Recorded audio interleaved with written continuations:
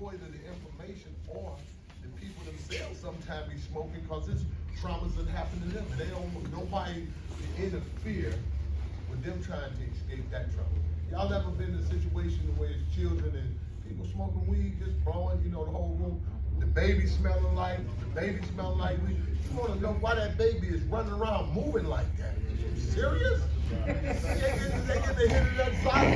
They get the hit of that anxiety. This is different from drinking. It's different from drinking. People drink all the time. You have bottles on the table. Now it is, they high. You be like, oh, what's he acting like that for?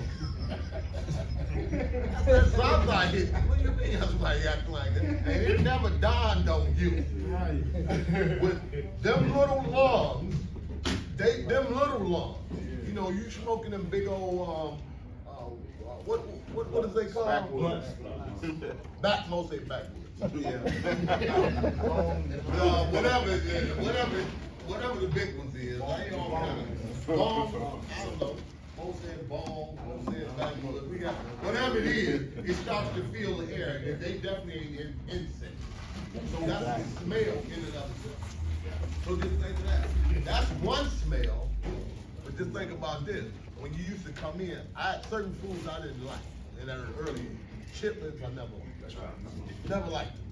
You know, you come in the house, myself, I came in the house, I smelled chitlins. I was like, is somebody in the bathroom want to have that big pot of chitlins cooking? So anytime I smell chitlins, it's a trigger for me. I had to go outside.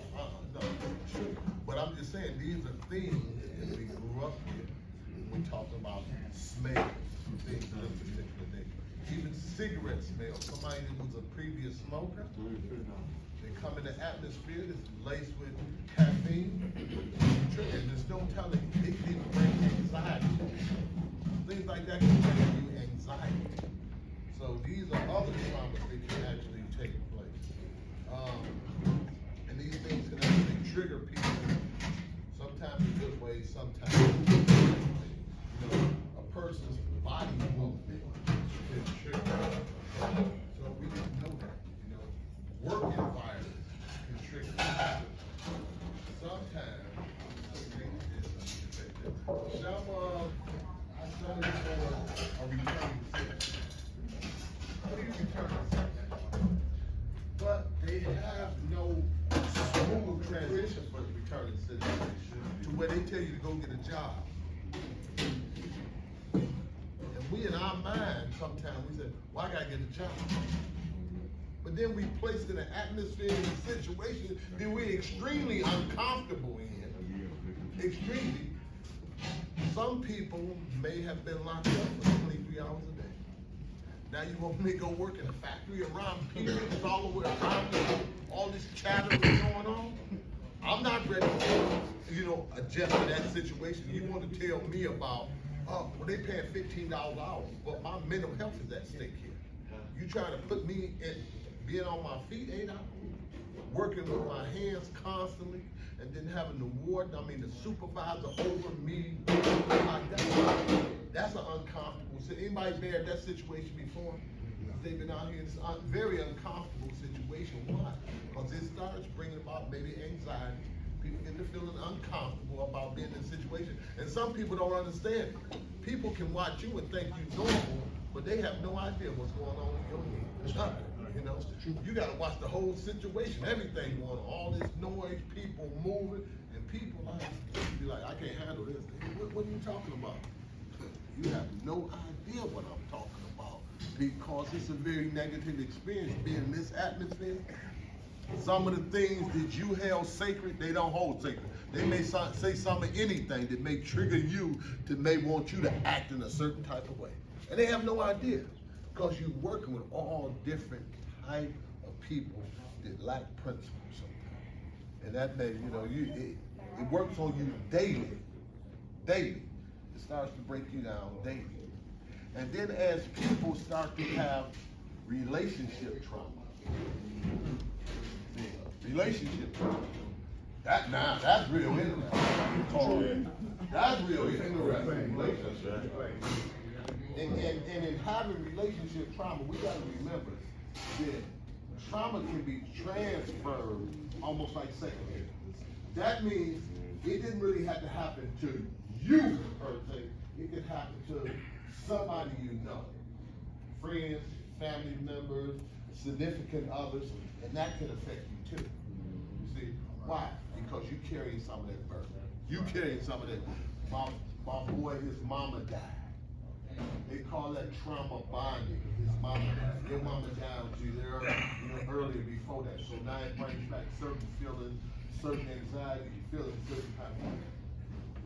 That in and of itself cause you sometimes to retreat, not wanting to be around people, just want to have some solitude so you can start to process exactly what's going on. And then sometimes people run to get married, you been gone, you ain't had time enough to fully develop yourself. But now you want to bring somebody else into that atmosphere. Sometimes it don't work out. Sometimes something triggers people into getting into domestic violence. Why? Because you are fighting for your independence. And sometimes when you fight for your independence, other people don't understand why. Because they want to be a part of your independence when you are actually trying to grow. You are actually trying to unfold, and they want to know every thought that's on your mind. Hey, what you thinking about? It's true. Like I said last time, what's on your mind? I don't even know where to start. This conflict can't be told in words. So it's not like I'm not trying to be transparent with you, but you just would not understand. Why? Because I'm studying myself. I'm trying to figure this out before I call myself unloading something in that direction. More than likely, you can't help me out with it no way. So I know the burden is on me. I just want to transfer that burden to you. And sometimes people don't understand that. So it causes a conflict because people want to push that envelope. Oh, who are you talking to on the phone? I'm talking to somebody that can help me with some de-escalation. That's what it is. Oh, you ain't got to be telling them my business. Well, it's best that I tell it to them before the news stuff. So, it's about de-escalation in something, and we get with people that understand our situation so that we can, in fact, de-escalate. Because we want harmony, and we want peace. We want to be able to trust people, and we want for people to better understand what we're going through. So we have to try to give them information so they will know what we are going through. So if they're gonna be a support system in that, then these are some of the things that you can help me with. When I'm sitting there in silence and not saying anything, it don't mean you have did anything at all. You ain't did nothing. It's only me. You sitting there, what's going on? Let me just find my quiet place. Let me find my center and my point so that I can reflect. And then I can come back to you later because this ain't a good time to talk. And the first thing they want to know, well, what did I do? Listen, I said it ain't a good time to talk, so don't try to come through the back door for a conversation. I said it ain't a good time to talk. It ain't like you did nothing. Yeah, okay. And then they get an attitude because you simply don't want to share with them at that time. They got an attitude, that's true. Now that creates a trauma. Yes. See, that creates a trauma in and of itself. So when that trauma is created, somebody wasn't allowing you to be independent. It's partly on you because you jumped off and got in the situation because you thought this was the best thing to do. Now you done created a trauma on that person too because they don't understand what's going on. So now they confused too. So we end up with domestic violence at a high level. Good relationships that went bad. Why?